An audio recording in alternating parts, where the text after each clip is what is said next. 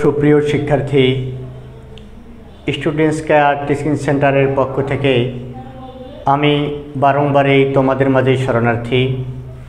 ঈদ মানে খুশি, ঈদ মানে আনন্দ। সকল ছাত্রছাত্রী আমার ঈদের শুভেচ্ছা নিও।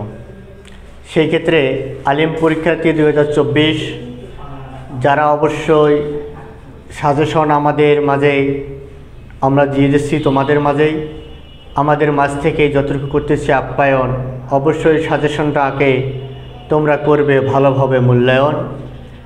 আজ আমি নিয়ে আসছি তোমাদের মাঝে ইসলামের ইতিহাসের বাকি অংশ। সেই ইসলামের ইতিহাসের বাকি অংশ হচ্ছে যে দেখো, প্রয়োগ ও উচ্চতা দক্ষতামূলক। প্রয়োগ ও উচ্চতা দক্ষতামূলকের ক্ষেত্রে আমি এর আগে জ্ঞান ও অনুধাবনমূলক দিয়েছি, আজ দিচ্ছি প্রয়োগ ও উচ্চতা দক্ষতামূলক।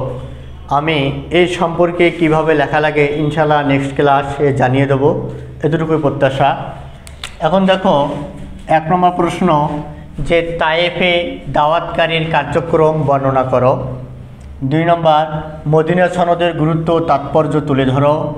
3 নম্বর, মুসলমানদের আবিসিনী হিজরতের কারণ বর্ণনা করো।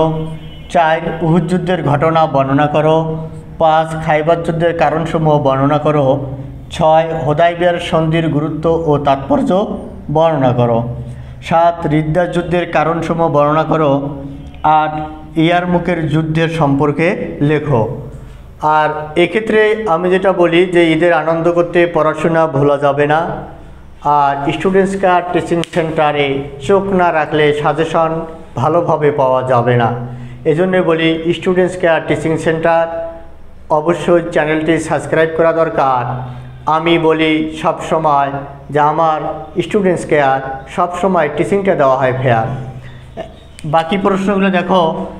9 নম্বর, উষ্ট্রের যুদ্ধের পটভূমি বর্ণনা করো। 10, সিপ্পিনের যুদ্ধের পটভূমি লেখো। 11, হজরত উমরের বিজয় অভিযান সম্পর্কে বর্ণনা করো। 12, হজরত ওসমানের বিরুদ্ধে বিদ্রোহের কারণ বর্ণনা করো। 13, হজরত ওসমানের হত্যাকাণ্ড বর্ণনা করো। আর বাকি যেটা আছে, যেমন ভারতীয় উপমহাদেশের যে অধ্যায়টা আছে, আমি ভারতীয় উপমহাদেশের অধ্যায়টার জ্ঞানমূলক, অনুধাবনমূলক, প্রয়োগ ও উচ্চতা দক্ষতামূলক দিয়ে যাব ইনশাল্লাহ। আর এজন্যে বলি সর্বশেষ কথা, হওয়া যাবে না অস্থিরতা। শিক্ষার ক্ষেত্রে দেখাতে হবে একটুখানি মানবতা।